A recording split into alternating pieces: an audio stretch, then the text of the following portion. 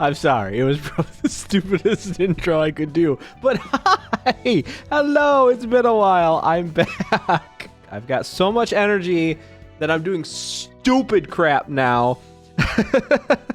I'll settle down. We'll get back into it. I don't actually remember what I was going to do in the last video. I should have rewatched it. That way I remember what I promised all of you we would do in the next video. Was it Gabora? Mountain of Smiling. No! This thing is a... it's a bitch. It sucks. But we haven't fought it here. It might actually be okay. You know what? Maybe. Hold on. Let's see. Did I pick anything else up that I needed to do? Did I burn books? Hold on. Let me check. Have I burnt book? This is... Do I have this? I have not burnt this book. That's right. It's a total smoke build. This is where smoke actually comes in. Let's go ahead and slap like a lot of these. Have I burnt all of the other books? God, it feels like it's been forever. This video is going to be sponsored by my brain and not doing jack crap for 2 weeks. I actually have to try to remember what I was doing and where we were going and actually make heads or tails of anything. I'm not sold on this. Like, the smoke cards are great. All of the different Church of Gears worshiper like pages were amazing. The key page just feels like it's a lot of just support for other builds. I went ahead and made one, but I had to grab a speed dice from someone else because it doesn't have speed. They have decent stats as far as normal, and endured, as far in stagger, but I don't know. Something about this just doesn't feel like it's all that powerful. The meat gear is pretty good. The first offensive dice of each combat deals additional damage, but that's just additional damage. That doesn't improve our clash because it doesn't add to it. I don't think, unless it adds somehow to the power. I think all it does is just if it hits, it does extra damage. So that's okay, but it's not great. An evade dice, that goes back to making another tank build, sort of, I guess, but that's really high for just a +1 on evade dice. Basically, the whole build is designed to do status ailments to opponents as fast as possible, because I know certain builds and like certain fights and certain abnormalities don't like status ailments. That being said, a lot of the abnormalities lately are like ice, so they're immune to all of that. I don't know what to expect out of the smiling mountain of bodies, especially since we're up against something called a melted corpse. Oh, it's so gross. Rot. Which is the passive skill of this thing. Upon taking a hit, deal 8 damage to the librarian that attacked it and inflict 1 fragile to them. They're so gross and they must stink so much that the rotten, pungent smell must hit us so hard that we get fragiled or something. I don't know. That's in my head canon. That's what's going on. It smells really, really bad. Now, what other passives are we up against? In Search of Corpses, it prioritizes using Devour on allies. Devour recovers 30% of current HP upon defeating an ally, so I have to kill its allies before it kills its allies. I'm guessing. Melted Corpses is the next one. Each time the abnormality loses more than 25% of the max HP, Melting Corpses is spawned at the start of the next scene? So it doesn't matter if I hit them or not, because even if I kill them, they're just going to spawn more, which is what it did in Lobotomy anyway. Divisible yet addable. Transforms back to stage 1 when HP drops to 0. Transforms to stage 3 upon fully recovering HP. Oh, I see. Okay, that's exactly what it did in Lobotomy too. It makes total sense. I don't know why. I read it really quick in my mind, and it didn't quite make sense to me because I didn't understand the stages. But if you remember right, and if I remember right, it would add on body parts and get bigger and stronger the more bodies it ate. It's obviously starting at not full HP. If it gets to full HP, it'll go to stage 3 and be bigger and badder and stronger. If I can get it to drop to 0, it will transform to stage 1, which means it won't be dead. I just have to fight the stage 1, whatever HP stage 1 has. What do they have to say about it? Let's read what they're saying. Gabora says, we should take it down as quickly as possible. Then the next person says, ugh, this place reeks of filth. It'll be hell to deal with as it grows bigger. And you heard Miss Gabora, let's be fast about it. That being said, I do actually want to win as many of these clashes against this thing as I can. Will you quit eating all of the other ones? I guess the only thing I really have to clash against are all of the melted corpses that are attacking us. Clash and beat those. But otherwise, I just want to smack this first die. And I guess let it eat the little ones? Or maybe I should try to clash against this, like those other two, and pull those attacks. I think I'm going to try to pull these two attacks. That way, I can try to clash and win, even though 5 to 8 it's pretty strong. Which is totally doable. Not only that, but I can also start stacking ailments. Okay. I knew what was coming, but I didn't realize it could be that loud in my ear. Back off! I don't remember what sound it made in lobotomy, if I'm completely honest. I know it screeched, and it did actually charge and like run and made weird noises. And I remember it being slimy, like it is right now. Oh, that bite! Oh, that's so reminiscent. That's like the damage anything would do that could bite. It's like a weird, you heard it, but it's that weird crunchy sound. Ah, that's like so nostalgic in like the worst way. Nostalgia's supposed to be happy, isn't it? But I guess it's not always a happy thing. You can reminisce about things that are horrible too, right? I just don't want to. I don't want to have to think about all the horrible things that we had to endure in lobotomy. Not saying it was a bad time, just saying I thought I was past all of that, but it keep coming back. Wow, that's a lot of burn we just stacked. That's 16 burn. Now they're eating stuff, so obviously as they eat more of their allies, they will gain HP. So that is something I have to worry about. But otherwise, let's see what abnormality pages we have. Some of these are going to be good. Some of them I don't think are going to be that helpful at all. Mark the first enemy that is attacked by this librarian after the page is selected. Deal 2 to 6 additional damage when attacking the marked foe. That would be good. Except when this thing hits 0, it switches to a different stage. I don't know. Again, I should look this up, but I don't know if prey switches over. Like, if you lose your target, can you apply it to the next thing that you hit?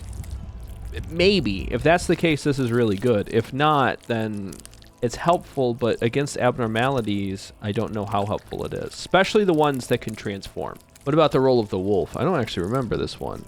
Counter dice gain 1 to 2 power. Counter dice inflict 2 fragile. Do I have anyone that does counter damage right now? Think I might have someone, but it would be someone that has my blunt build, because those are like the puppet cards that I have are the majority of the counter dice that I have.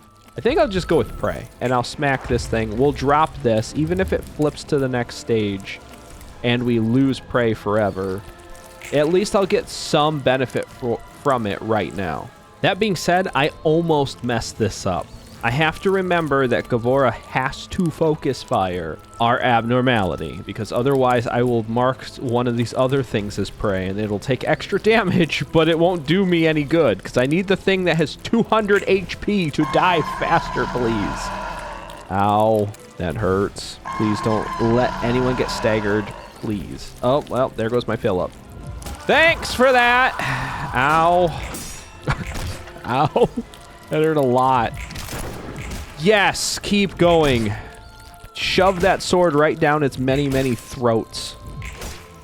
I need to do so much extra damage to this thing. I also need to do extra stagger damage to this thing. Ow. I forgot that Philip took that.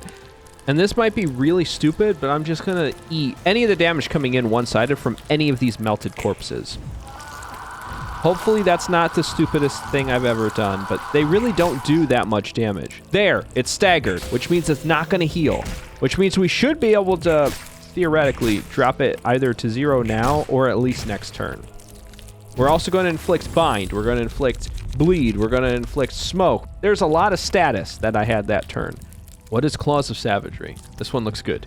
After Librarian sustains damage greater than 25% of their max HP, become untargetable and unclashable next scene. The Librarian gains 2 strength that scene and inflicts 1 bleed with each successful attack. Yes, I like it. I like it a lot. I don't see any reason to pick anything else other than this. So let's go ahead and use Claws of Savagery. Who do I want this on, though? Probably my Alan. I would say my Philip, but Philip is kind of looking pretty bad. Let's be honest. So, yeah. Let's go with the one character that benefits from being super fast and slowing things down. Even though that we don't do well with bleed in general, bleed can never hurt.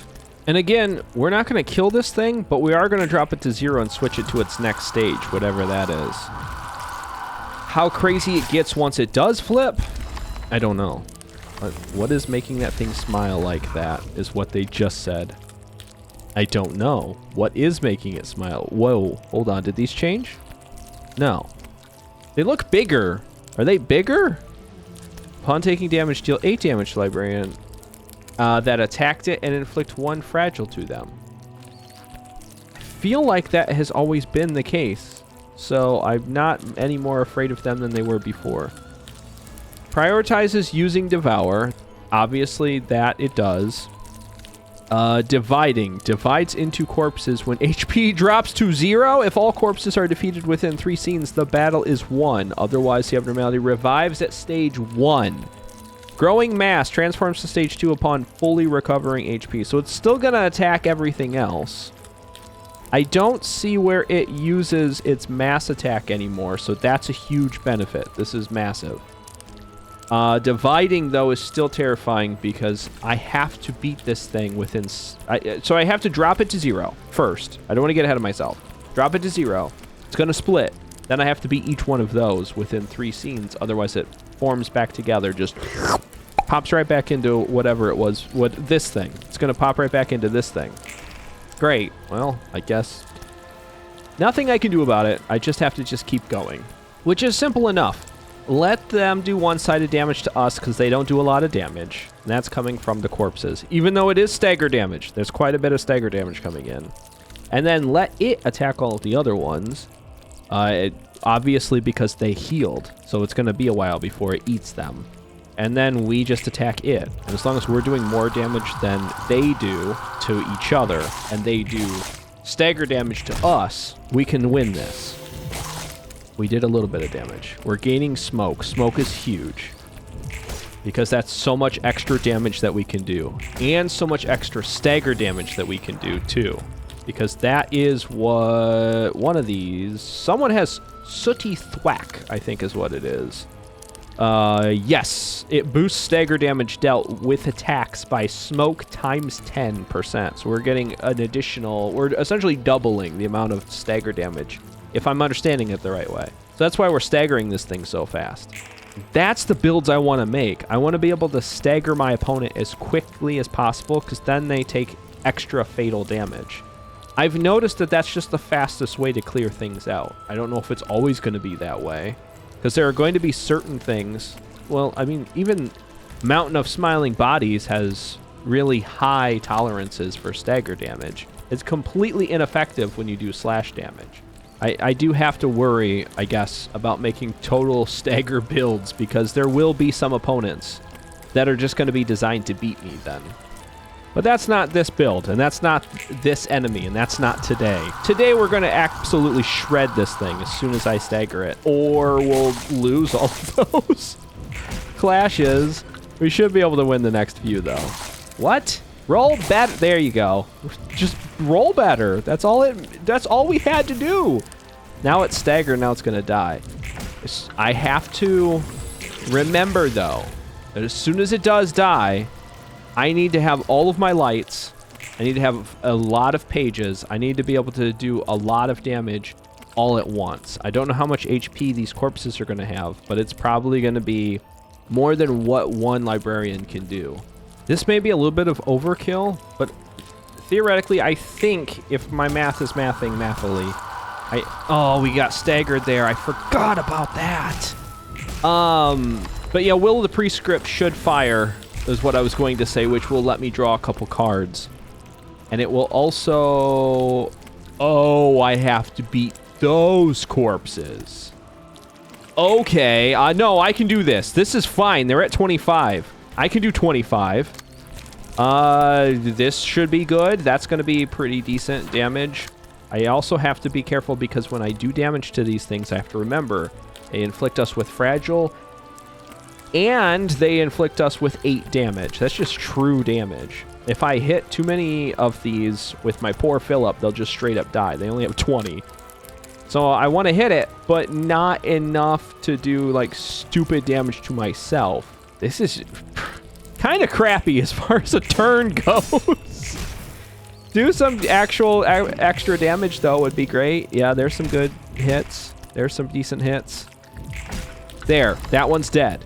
Nice. Philip cannot take any more damage now, which means I can't do any damage with Philip either. So Philip is out of the game. Or maybe not. We're at emotion level 3 now. We've got it. I've got the oh crap button. Let's hit it. I'll smack this thing as hard as I can. I'll clash, but I will win because it can't do 13. And as long as they don't roll minimum, Philip will one-shot this thing all by themselves. And then everyone else can just, I don't know, jump on this thing. We'll just oh, this thing, what? How did this thing stay alive? Something simple. Actually, no. I want to focus fire these back to. I think I still have the last scene. I said 3. This is only the second one. As long as no one rolls minimum on anything. And actually, I didn't even see that I still have a couple more dice. Let's just use these really quick. There. This will do it. For sure. 100%. Everything is dead. In fact, this thing might be dead right this second. Oh no, okay, it made it. Philip! Philip hit it! Yeah! Oh, Philip's alive! Philip's alive! I don't know who they really... Oh, Ray! Ray's alive! Nice job, Ray. It's dead. It's done. But that's not important. No, what's important is what comes next. We are going to 역시 도서관에서는 예전 붉은 안개처럼 힘을 낼 수 없나? It's been a minute since we've seen these two. What were you saying, Roland? I'm sorry. I was excited to just be back. I guess you can't exert as much power as the Red Mist did in her prime. Whoa. What? That's a little offensive. You're trying... Well, maybe not. Maybe what Roland is trying to say is she's different. But it seems to be like, hey, old lady, you ain't as strong as you used to be. 그런 것 같다. 갈리와 내가 완전히 동일 인물이라 생각할 수도 없고. Oh, she doesn't even visualize herself as identical to Callie. That might be the main problem. Maybe she just isn't seeing it. She's not visualizing and then attacking. She needs to really have faith in herself if she's gonna, I don't know, be the old Callie. Maybe she doesn't want to be. She could be even stronger if she visualizes herself as being stronger. 붉은 안개 시절과 지금의 차이점이 뭐길래?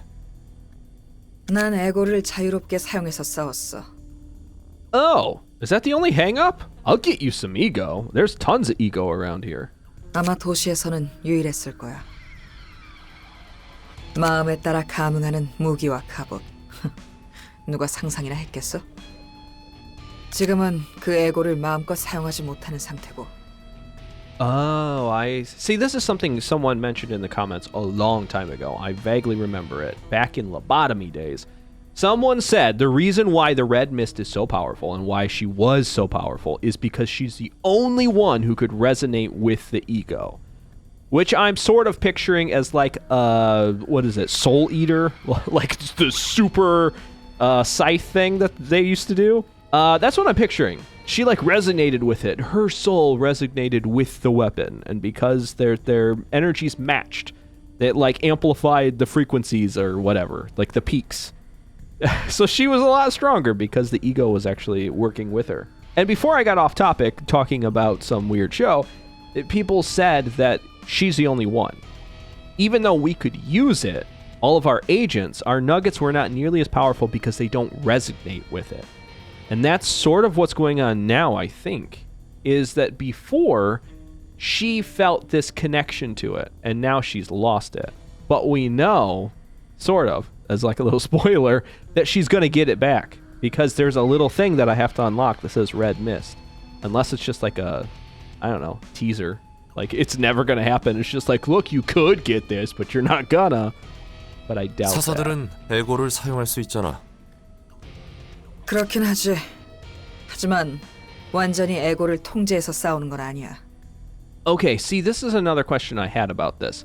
Does ego, as it comes from the abnormalities, which comes from people who had really strong emotions or desires, does the ego inherit the desires and the emotions of the abnormalities they come from?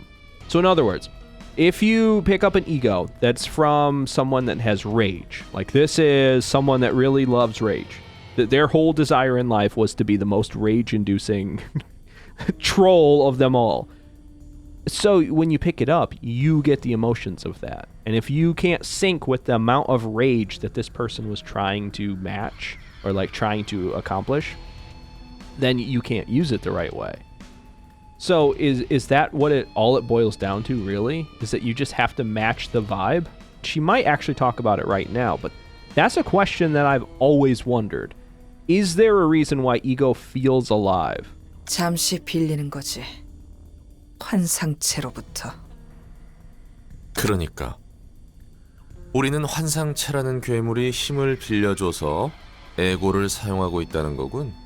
Yes, exactly. At least that's how I understand it. Now, whether or not that's true, I'm sure Gabora will explain. 맞아. 제대로 사용할 수 있는 상태인 건 아니지. 붉은 안개는 그걸 제대로 사용했고 내가 휘두르던 검은 누군가로부터 추출한 에고였지만 입던 갑옷은 나만의 에고였어. That was her own ego? I didn't know that. I didn't know that what she wore. I thought that, honestly, if I was being 100% honest, because we learned about the workshops and stuff from library, I thought she had fixer armor. I just thought someone made this for her.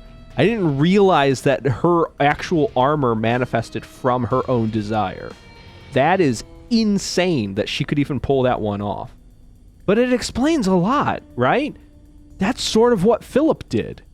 Sort of. Philip wasn't a complete. He had like half of an armor, which people basically confirmed that wasn't complete ego, but he was close. He was almost there. So that means that the red mist, I was going to say Gabora, but it wasn't. It was Callie. Callie had the ability to manifest her own ego at will.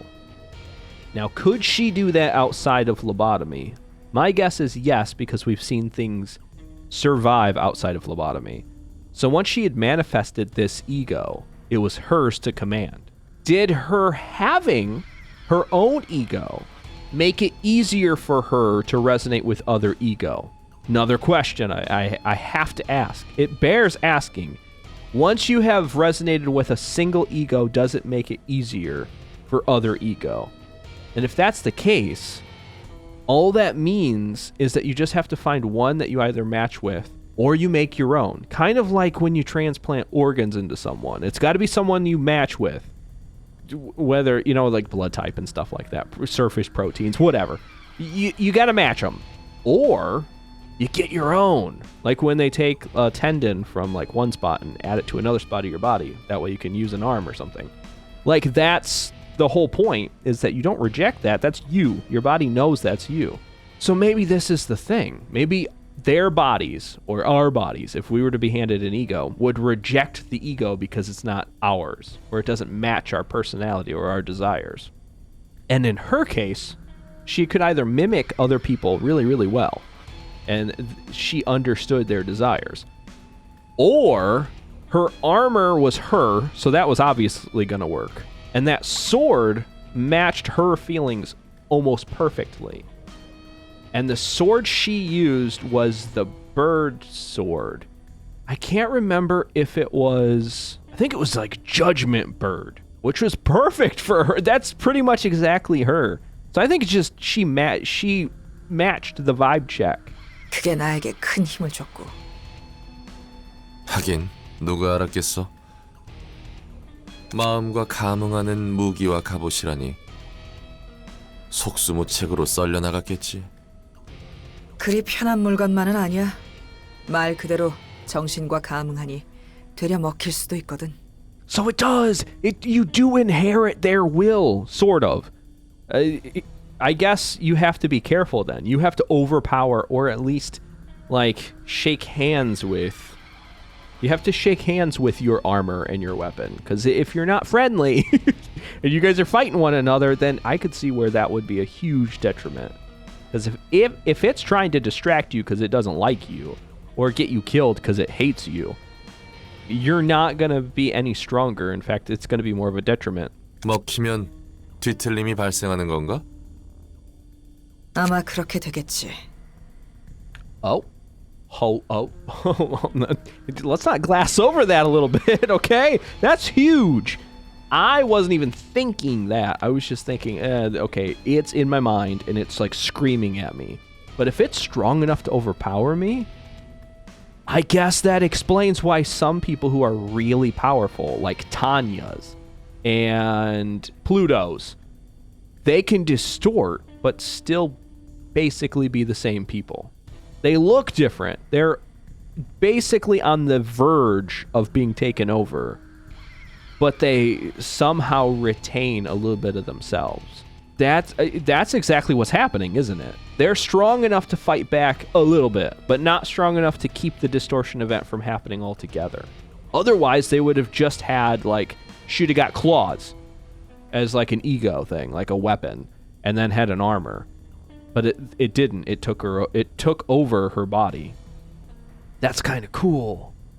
Because that means that each person then is at their own distinctive level of distorting. Philip being a really weak person in general. I don't know about physically, but like mentally he was not there. Every time he would just blame himself constantly. And when you beat yourself up like that, I'm not going to sugarcoat it, okay? Philip was a weak person. Obviously, the distortion was going to take over almost instantaneous, and it did. Once he finally got there and the ego finally manifested itself, it consumed him. And it was his own ego that did. So how bad would it be if he was handed other people's ego? How quickly would it have consumed him then? 에고를 사용할 때마다 나에게 누군가 말을 걸어오는 것 같거든. 나에게 너무 필요한 말이지만 듣고 싶지 않기도 해. 정신을 놓으면 휩쓸려서 떠내려갈 것만 같지. 난 잘 모르겠군. 여기서 사용하는 에고는 네 말대로 엔젤라가 조종한 것일 테니. 밖에 사람들이 에고를 사용할 때가 걱정이지. 그런 대단한 장비는 누구에게 받은 거야? 카르멘. Oh, it always boils down to Carmen, doesn't it?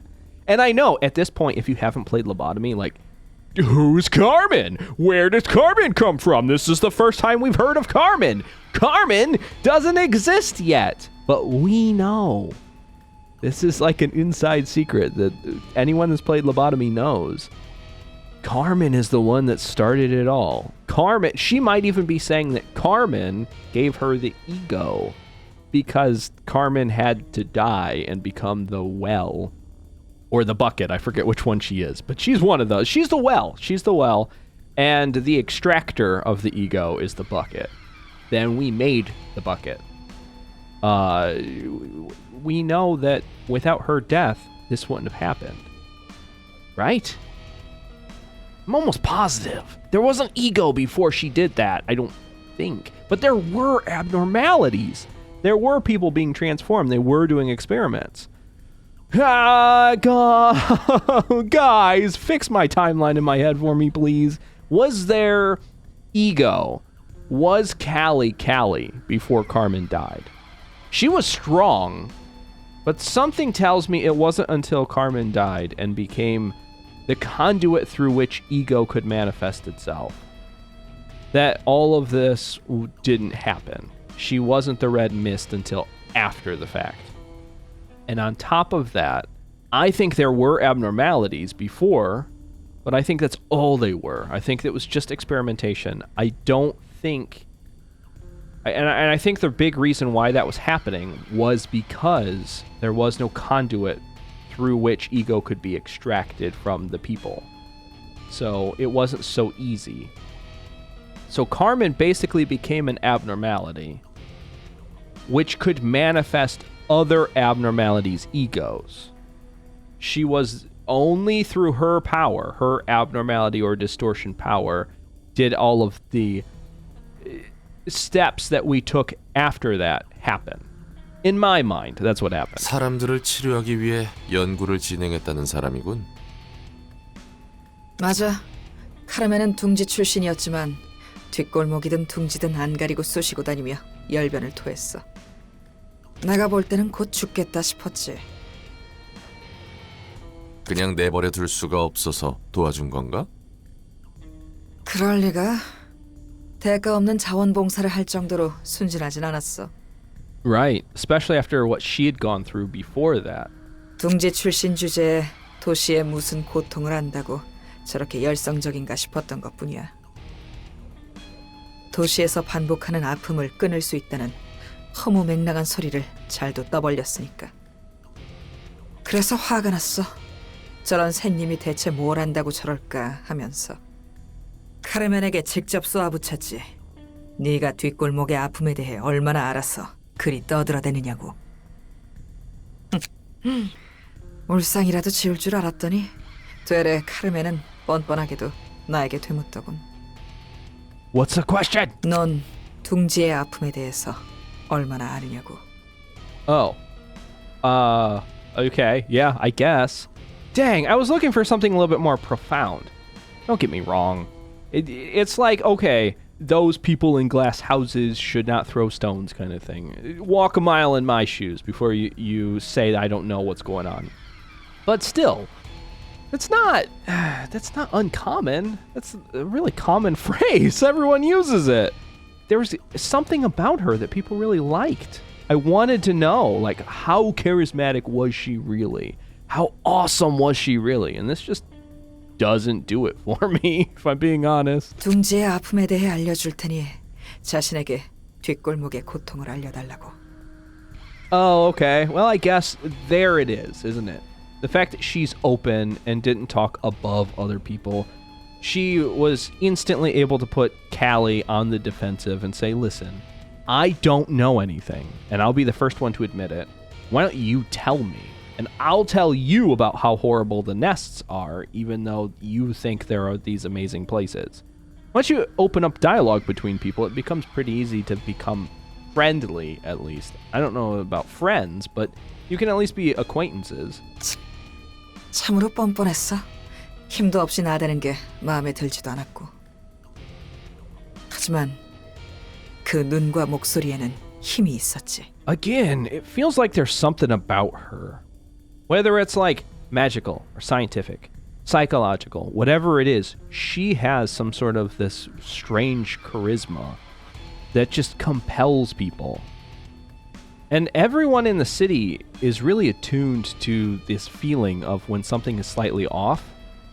I almost think that Carmen has this ability to make things feel, how else would I put it? It was slightly on. Like, you get comforted just from being around her.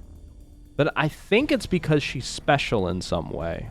I don't know how, and I have no evidence to back that up. But I think Carmen has something to help her. 힘이 없는 사람이라도 마음먹기에 따라 머리까지 능히 베어낼 힘을 얻을 거라며 자신이 그 힘과 마음을 얻게 하는 치료를 하겠다고. 관심 있으면 와보라며 명함을 줬지.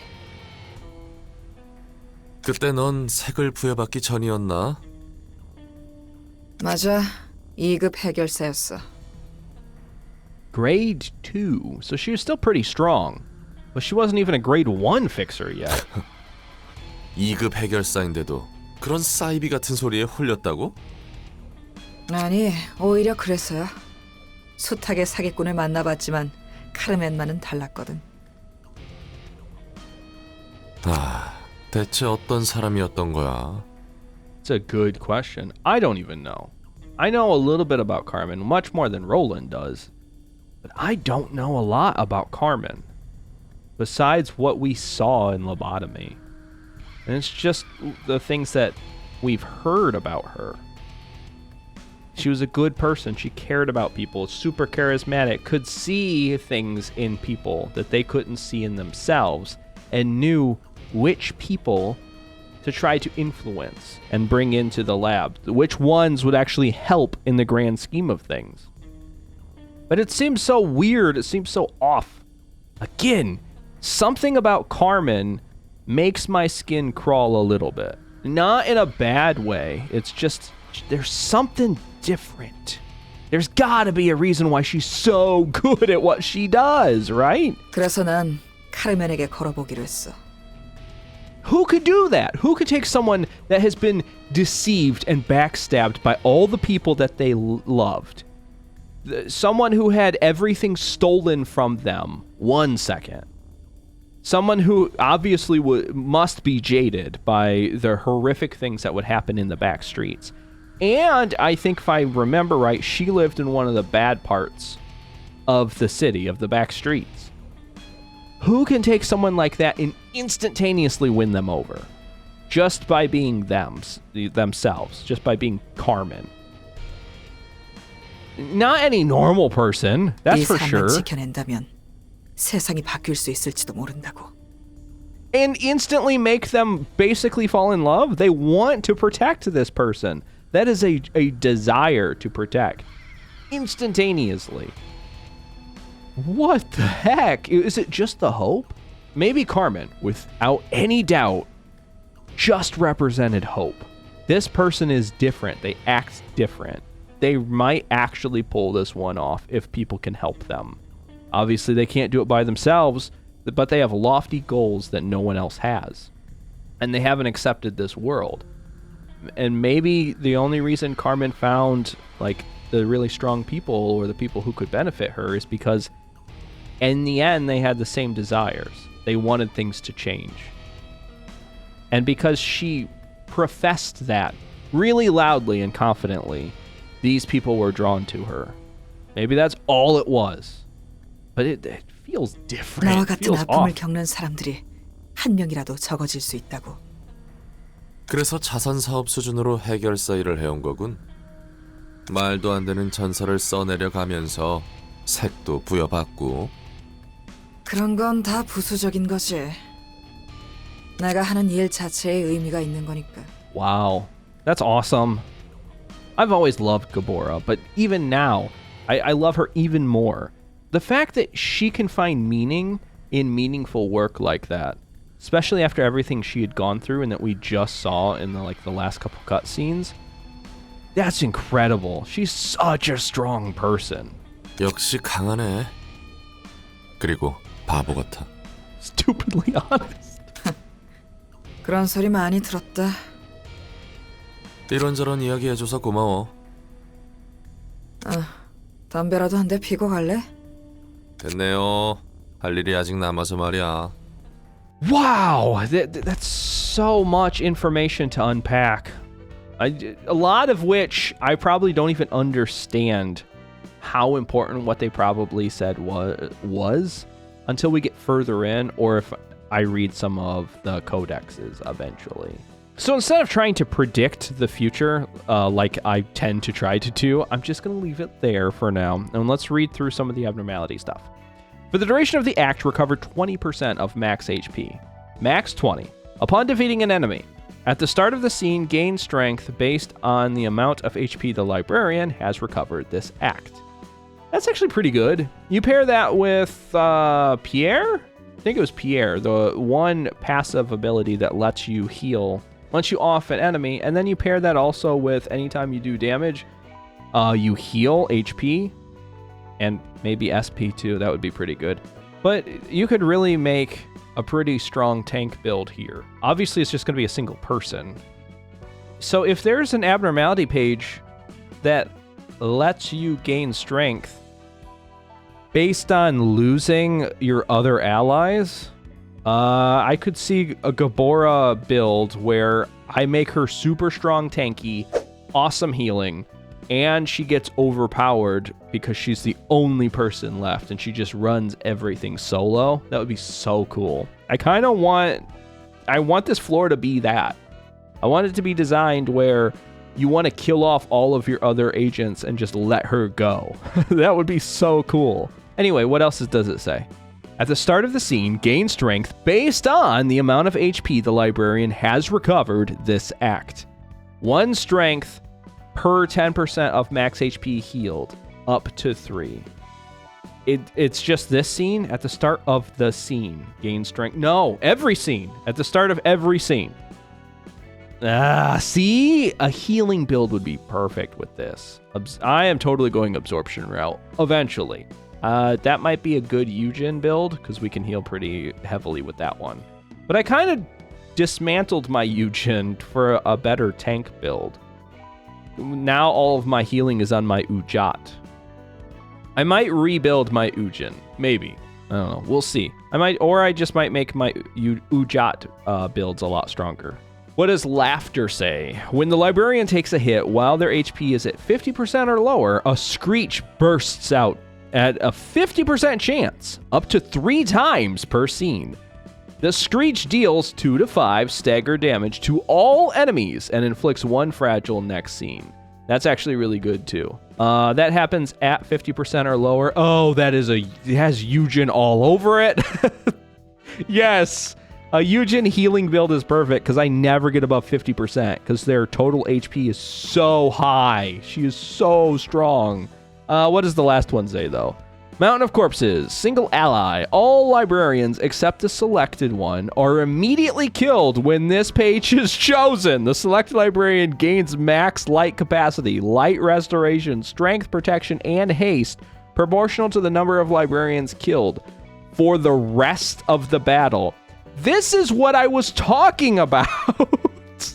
This is exactly what I was talking about. Okay, well, I know what I want to do. I want to make a power build that scales based on the fewer number of librarians that you have. If I can do that and then kill them all off and gain strength and stuff, as well as heal with that person, oh, my Gabora could be so strong that way. Now we need to obtain another book, which means, we need to obtain a bunch of books, which means we need to do invitations. Probably just going to go left to right again. Just keep going in the next episode. So thank you so much for watching this one. And remember to take care and goodbye.